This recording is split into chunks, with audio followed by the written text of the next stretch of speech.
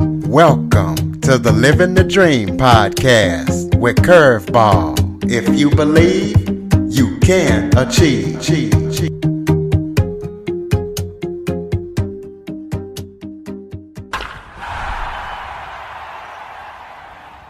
Welcome to another episode of Living the Dream with Curveball, where I interview guests that motivate, teach, and inspire you to stop at nothing to fulfill your dreams. I'm your host, Curveball, and today we're going to be talking about substance abuse, recovery, and mental health. I am joined by Jay Shifman. He is a speaker, a coach, and the host of the Choose Your Struggle podcast. So we're going to be talking about recovery, some statistics, and the struggle that he had to go through and why he is so passionate about this topic. Jay, thank you so much for joining me today. Well, I really appreciate you having me, and that was a great introduction. I got to tell you, man, I'm sure people tell you this all the time, but from one host to another, you have a fantastic podcast voice. Well, I graduated last year with academic excellence from broadcasting school. I'm also an internet radio DJ. Fantastic! I got to tune in, man. That would be wonderful. Absolutely. But let's make this all about you. Why don't you kind of give a little background about yourself? Let the audience know who you are. Yeah. So I'm a guy in long-term recovery, first and foremost. That is sort of the understanding of everything I do. It comes from that perspective.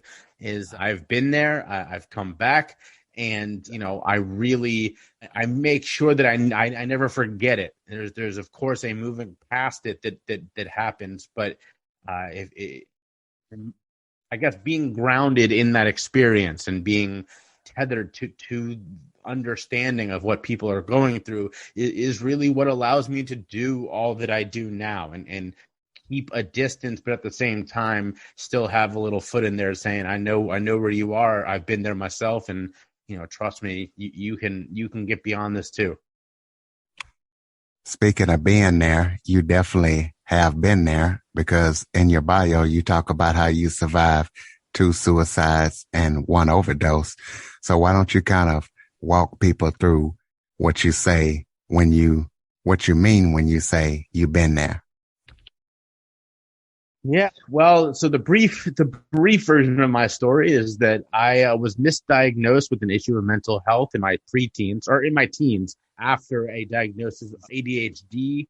Essentially, that the long short of it is my therapist saw signs of what he thought was a larger issue, and in reality, it was just side effects from being on that medication mixed with the fact that I was a preteen and I was going through puberty, and we all remember what that was like, right? And top of that, I'm a person who struggles with his mental health. And so some of these, smaller issues all showed up together in one perfect storm as it was. And my therapist called that bipolar disorder. Now, I didn't have bipolar disorder. Bipolar disorder is a very serious diagnosis of mental health issue. But unfortunately, I was put on medication for it anyways. And by my early 20s, I'd been on, I was been on so many different medications and was currently taking so many different medications that I had cycled through the from one end of the spectrum to the other of using these safely to misusing them and to finally having an addiction to many of these medications. And at 23, I gave up hope. I decided that this wasn't going to get better, which was the dumbest thing that I've ever thought. But, when you've been getting worse for over a decade, I guess it's understandable. And attempted suicide twice in a 2-day span. The second day, I went through an overdose. I clearly survived that overdose and spent the next almost 6 months between a lockdown facility, which is, exactly what you see on TV, no shoelaces, no belt, that kind of thing.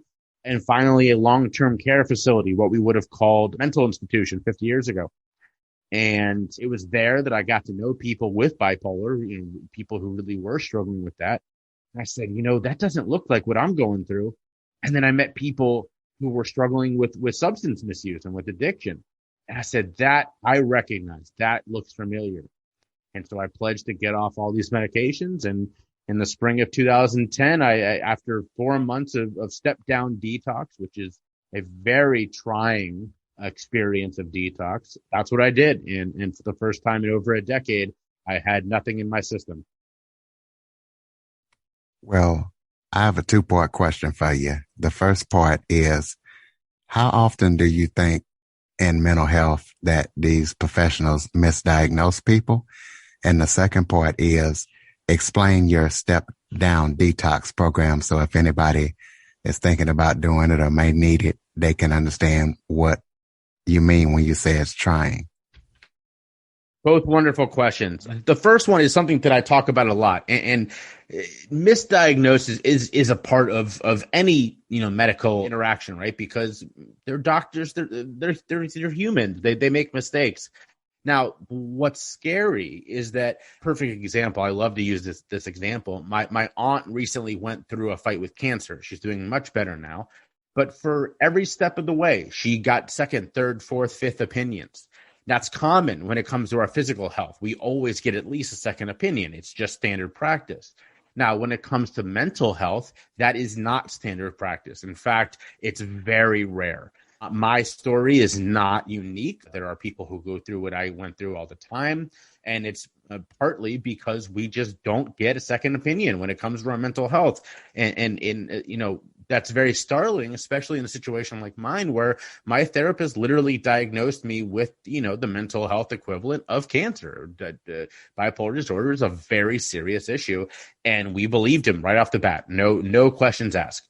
So that is a message I like to tell a lot, which is, if you get it doesn't matter what the diagnosis is. It can be something as commonplace as ADHD. Go get another opinion. Don't be afraid of offending your therapist. Go to another one and say, hey, my therapist just diagnosed me with this. Can I get your opinion on this? And see what they say. And it showed up in my treatment, because when I was in the long-term care facility, I got a lawyer on my side and got all my records, or at least the records that I was able to find. And I've read my treatment notes, and the doctors there did not agree with my therapist. They didn't think I had bipolar disorder. They had no idea what I had, but they did not think I had bipolar disorder. And I wish, instead of asking that question, 5 years later, I had asked it that day. Thank you so much for that diagnosis. That's very scary. Let me go talk to somebody else and I'll be back with you. That didn't happen. So that is my answer to your question, is that it's not that it's common. It's not that it's uncommon. It's that we really don't know, because there's not enough people that are doing this common sense idea of getting a second opinion. And to your second question, a step down detox is the opposite of the common parlance we all know as cold turkey. So unfortunately, I was on so many different medications that I couldn't go cold turkey, which is where you just stop and you let your body heal. If I had done that, the combined withdrawal, I was on 6 different medications, one of which I was taking more than what they thought was a lethal dosage of this drug. And if I had just stopped, my body would have gone into such a state of withdrawal, I would have died. So step down is very common. It just isn't as well known. And what it means is you take a little bit less of the drug every day until it's out of your system. And in my case, because I was on so many, doing that took almost 4 months, because I would focus on drug A and it would take 3 weeks to get that out of my system. Then I would move to drug B, and some were quicker than others. And I had a doctor advising me, a therapist, a psychiatrist, who was advising me on how quickly I could go through this. But it was painful in every sense of the word. I was in agony, both physically, mentally. My brain was going haywire because my body was screaming at it all the time. Solely, I was just felt terrible. I felt hopeless. So it was a very trying period, and I'm very lucky that I was living at the time with my grandmother in Arizona. And my grandmother is my biggest cheerleader, my best friend, still is to this day. And she was there. She was waiting on me hand and foot like a nurse. I mean, there were days I couldn't get out of bed, other days where I could. And if it wasn't for her, I don't know if I would have got through it. In your bio, you talk about statistics of people who suffer from mental health and substance misuse. kind of go over those and give an overview of the statistics that you have found with this issue? Yeah. So I will say right off the bat, the easiest answer to that is that it's way higher than you would think. Before COVID, and I'll get to COVID in a second, but before COVID, different estimates were somewhere between 1 in 4 and 1 in 5 people in this country would at some point struggle with an issue of mental health. And those estimates, the reason that they're different is that it depends on if you include things like substance misuse or addiction. Some places count that as an issue of mental health. Some places don't. Of course, now we know that it's very close to 100% of people who struggle with addiction also have an underlying or concurrent behavioral health issue. So it's kind of silly to separate the two. So I tend to believe before COVID that number was at least 25%, if not higher. That being said, COVID completely changed the landscape. And in fact, there were some people that were estimating, some really respected researchers who were estimating that at least as high as 1 in 2 people were struggling with their mental health at some point during COVID. And it's because for the first time, ever, a lot of people were kind of waking up to what anxiety felt like. And so you had people going, oh my God, is this what anxiety is? Is this what, somebody living with an anxiety disorder goes through every day? This is horrible. And so one of those sort of unintended consequences is there's been a lot of writing on people thinking, well, is it possible that there's going to be a lot more empathy for mental health going forward because people are going to be able to think back and go, oh man, I remember what that felt like when I was going through that during COVID. So that is something that a lot of us are kind of sitting back and waiting for or watching for. And I will say just, this is my own, personal experience on this. Obviously take that with a grain of salt because it's literally just mine. I think it's already happening. I think we can look around us and we can see a shift taking place in leading with more empathy for issues of mental health. And it's because so many people just went through this traumatic experience and that trauma is affecting them. And so they're able to look around and go, oh my God, I definitely feel more of a kinship with that person because I know what that's like. You talk about the system needs to change. There are things that need to change in the system to deal with these issues. Can you talk about what do you think that needs to change to be able to better deal with mental health and substance misuse? 100%. So the easiest answer, there's a lot. You and I could do a whole podcast just on that question and still not cover all of it. But the easy answer right off the bat is during the passage of the Affordable Care Act, Obamacare, part of that law was what was called mental health parity. And very, sort of surface level, what that means is that we are supposed to be able to see a mental health clinician to the same extent that we can see a physical health clinician under our insurance plans. Straight, that does not happen. And the reason it does not happen is that the insurance companies do not want to pay for it, and our legislators have not once held them to that law. The law passed in 2011, and from day one, it was very clear our legislators were going to ignore the fact that they had just passed this law. So the easy answer is it's already there. All we have to do is hold them to it. And what that would look like, perfect example, is my current insurance plan. I can only see a therapist once a quarter under their plan. And yet I could go to my doctor once a month and it's covered. That makes no sense. It should be the opposite, if anything, but by this law, it should be equal. So that's the easiest answer is that we got to hold insurance companies accountable to the law that was already passed. And that means asking our legislators to do that because they were the ones that passed the law. So that's number one.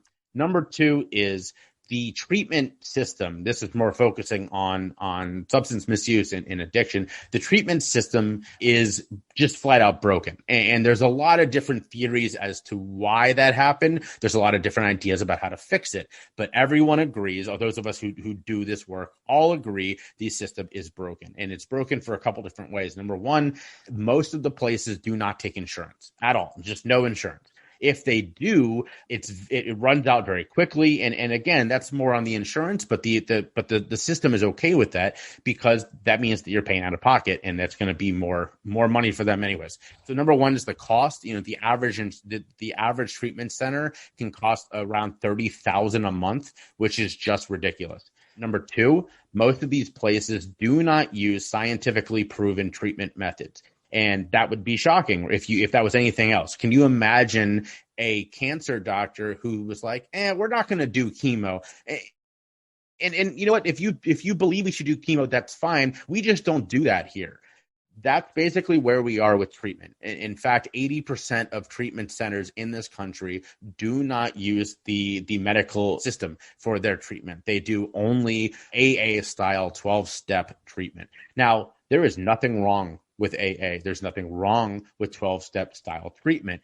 In concert with medication, in concert with therapy, it works very well. It does not work very well alone. In fact, when it comes to substances other than alcohol, which is what AA was founded on, it's literally in its name, Alcoholics Anonymous. Other substances, the success rate for AA is under 10%.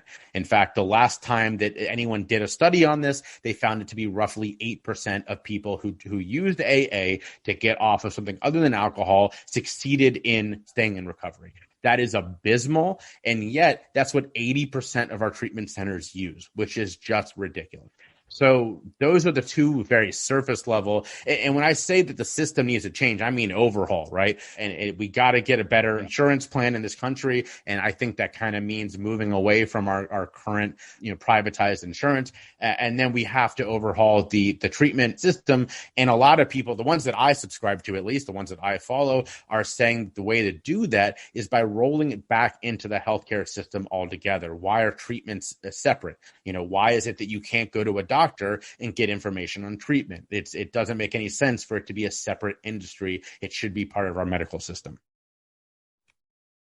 Well, let's talk about your Choose Your Struggle podcast. Tell us about that. Tell us about where we can listen and the type of show it is and the people you talk to.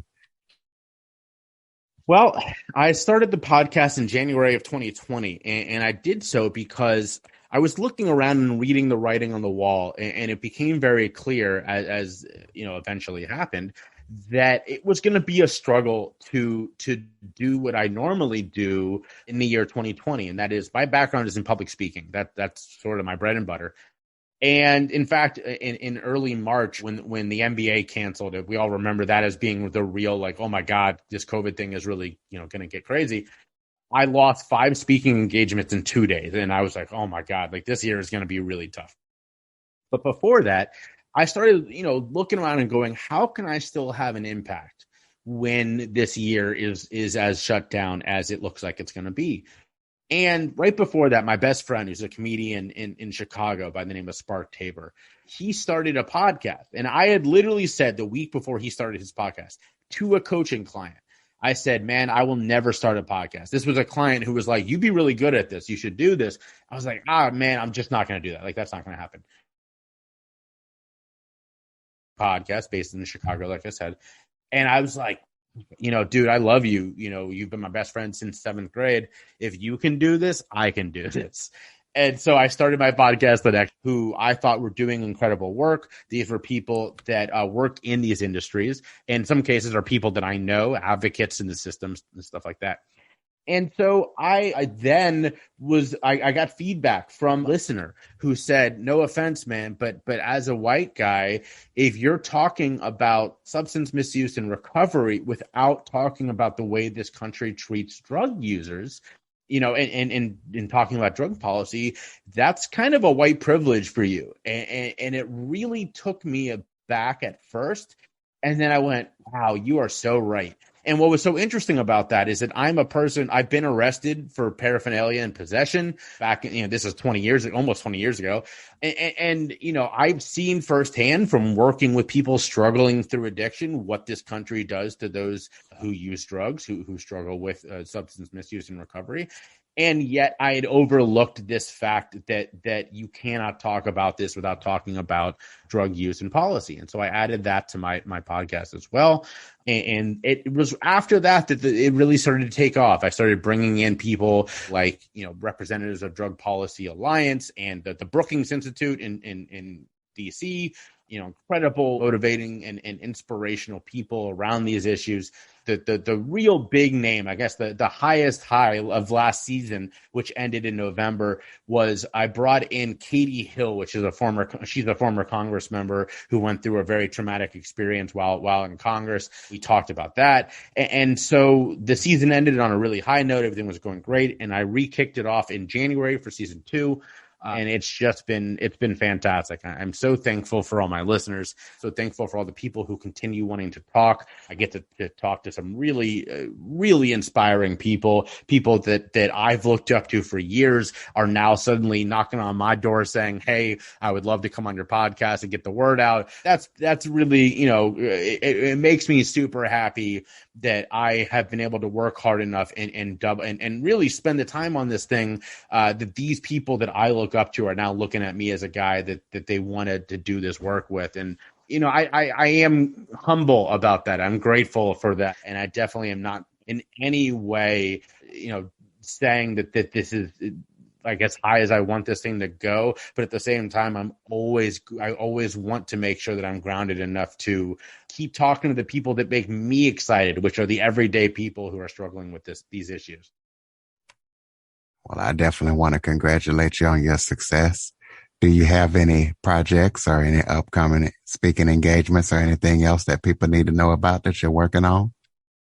Well, I do, actually. Thank you for giving me this opportunity. So speaking is starting to open up again, which I'm very happy about. My first post-COVID event is coming up at the beginning of June. I will be vaccinated and ready to go. I'm very excited.